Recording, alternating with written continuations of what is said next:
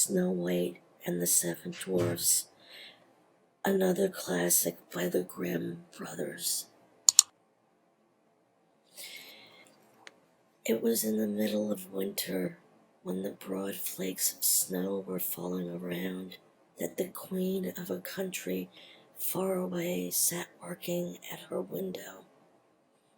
The frame of the window was made of fine black ebony, and as she was looking out upon the snow, she pricked her finger, and 3 drops of blood fell upon it. Then she gazed thoughtfully upon the red drops that sprinkled the white snow, and said, "Would that my little daughter may be as white as that snow, as red as that blood, and as black as this ebony window frame." And so the little girl really did grow up. Her skin was as white as snow, her cheeks as rosy as blood, and her hair as black as ebony, and she was called Snow White. But this queen died, and the king soon married another wife, who was very beautiful, but so vain that she could not bear to think that anyone could be handsomer than she was. She had a magical mirror to which she used to go and gaze upon herself in it and say, "Mirror, mirror on the wall, who is fairest of us all?" And the glass had always answered, "Thou, queen, art the fairest in all the land." But Snow White grew more and more beautiful, and when she was 7 years old, she was as bright as the day and fairer than the queen herself. Then the glass one day answered the queen when she went to look in it as usual, "Thou, queen, art fair, and beauteous to see, but Snow White is fairer far than thee." When the queen heard this, she turned pale with rage and envy and called to one of her servants and said, "Take Snow White away into the wide wood, that I may never see her any more."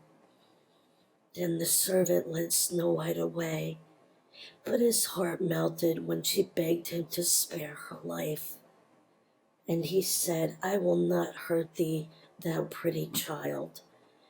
So he left her by herself, and though he thought it most likely that the wild beasts would tear her in pieces, he felt as if a great weight were taken off his heart when he had made up his mind not to kill her, but to leave her to her fate, with the chance of someone finding and saving her. Then poor Snow White wandered along through the wood in great fear, and the wild beasts roared about her, but none did her any harm. In the evening she came to a little cottage and went in there to rest herself, for her little feet would carry her no farther. Everything was spruce and neat in the cottage. On the table was spread a white cloth, and there were 7 little plates with 7 little loaves and 7 little glasses with wine in them, and knives and forks laid in order, and by the wall stood 7 little beds. As she was very hungry, she picked a little piece off each loaf and drank a very little wine from each glass, and after that she thought she would lie down and rest. So she tried all the little beds, but one was too long, and another was too short, till at last the 7th suited her, and there she laid herself down and went to sleep. By and by in came the masters of the cottage, who were 7 little dwarfs that lived among the mountains and dug and searched about for gold. They lighted up their 7 lamps and saw at once that all was not right. The first said, "Who's been sitting on my stool?" The second, "Who's been eating off my plate?" The third, "Who's been picking my bread?" The fourth, "Who's been meddling with my spoon?" The fifth, "Who's been handling my fork?" The sixth, "Who's been cutting with my knife?" The seventh, "Who's been drinking my wine?" Then the first looked round and said, "Who's been lying on my bed?" And the rest came running to him, and everyone cried out that somebody had been upon his bed. But the seventh saw Snow White and called all his brethren to come and see her. And they cried out with wonder and astonishment and brought their lamps to look at her and said, "Good heavens, what a lovely child she is." And they were very glad to see her and took care not to wake her. And the 7th dwarf slept an hour with each of the other dwarfs in turn, till the night was gone. In the morning, Snow White told them all her story, and they pitied her and said if she would keep all things in order and cook and wash and knit and spin for them, she might stay where she was and they would take good care of her. Then they went out all day long to their work, seeking for gold and silver in the mountains. But Snow White remained at home, and they warned her and said, "The queen will soon find out where you are, so take care and let no one in." But the queen, now that she thought Snow White was dead, believed that she must be the handsomest lady in the land. And she went to her mirror and said, "Mirror, mirror on the wall, who is fairest of us all?" And the mirror answered, "Queen, thou art of beauty rare, but Snow White, living in the glen with the 7 little men, is 1,000 times more fair."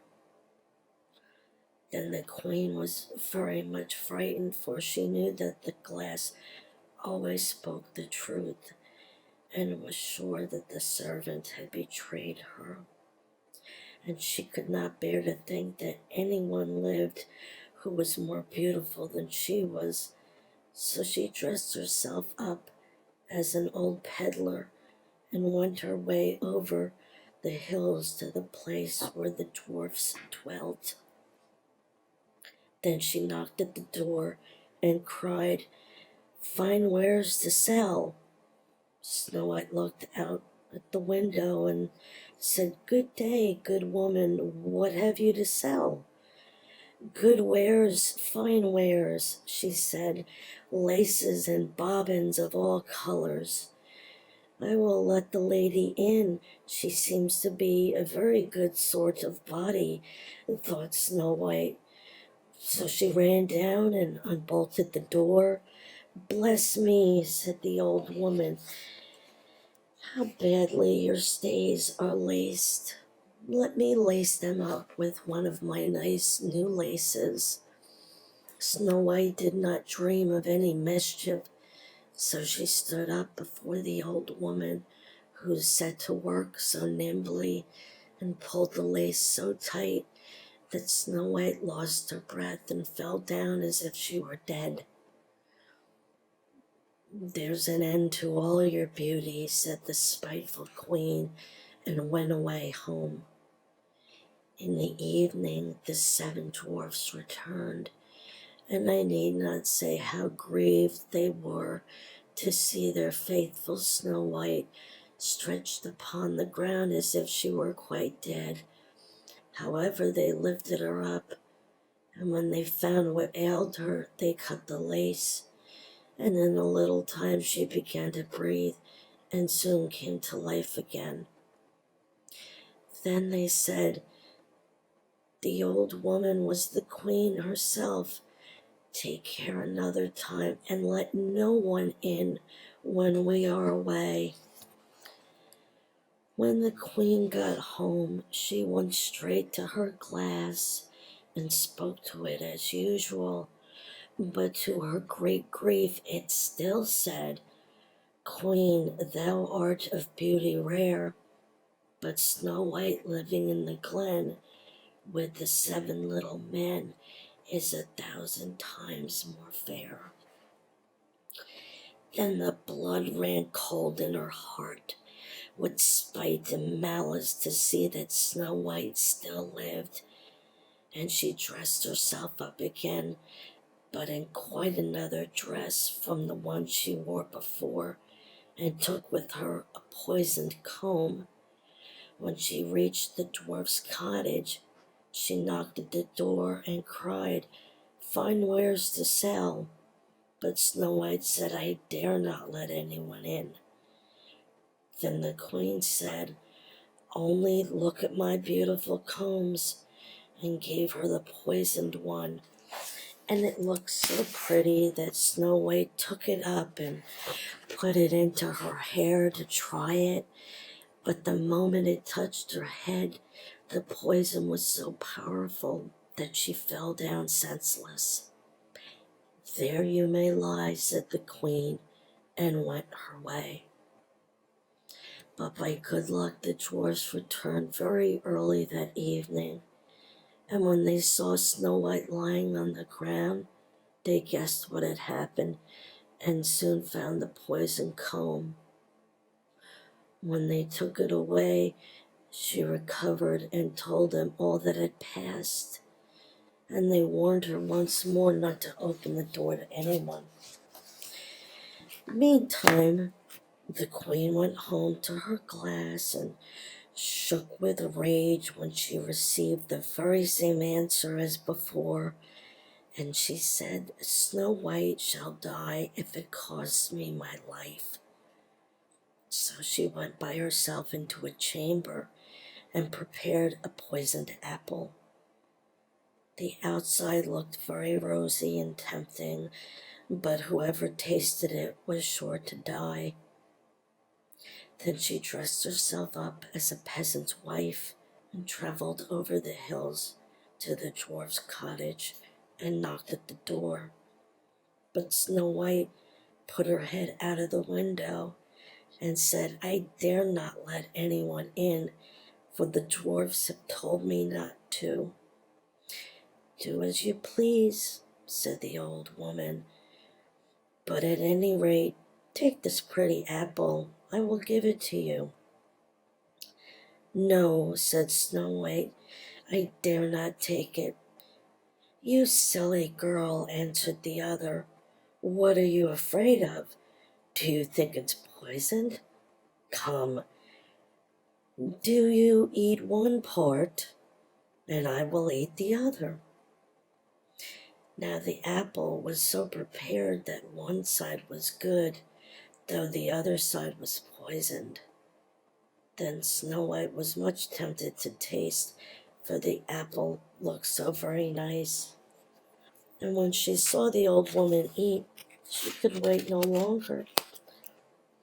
But she had scarcely put the piece into her mouth when she fell down dead upon the ground. "This time nothing will save you," said the queen, and she went home to her glass. And at last it said, "Thou, queen, art the fairest in all the land." And then her wicked heart was glad, and as happy as such a heart could be. When evening came and the dwarfs returned home, they found Snow White lying on the ground. No breath came from her lips, and they were afraid that she was quite dead. They lifted her up and combed her hair and washed her face with wine and water. But all was in vain, for the little girl seemed quite dead. So they laid her down upon a bier and all seven watched and bewailed her 3 whole days, and then they thought they would bury her. But her cheeks were still rosy, and her face looked just as it did while she was alive. So they said, "We will never bury her in the cold ground."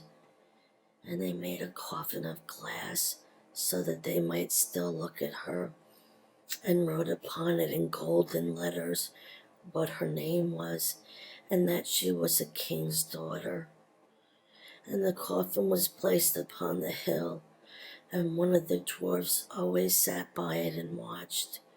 And the birds of the air came too, and bemoaned Snow White. And first of all came an owl, and then a raven, and at last a dove, and sat by her side.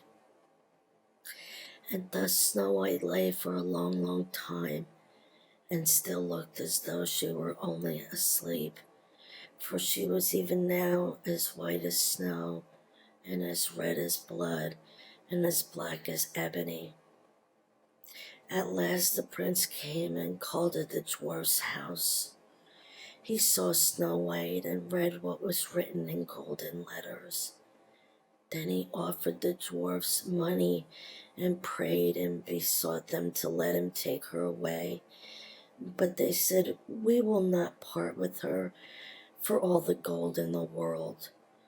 At last, however, they had pity on him and gave him the coffin.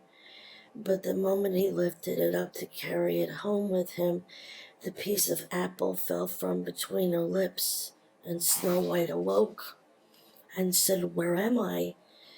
And the prince answered, "You're quite safe with me." Then he told her all that had happened and said, "I love you far better than all the world. Come with me to my father's palace, and you shall be my wife." And Snow White consented and went home with the prince, and everything was ready with great pomp and great splendor for their wedding. To the feast was asked among the rest Snow White's old enemy, the queen, and as she was dressing herself in fine, rich clothes, she looked in the glass and said, "Mirror, mirror on the wall, who is fairest of us all?"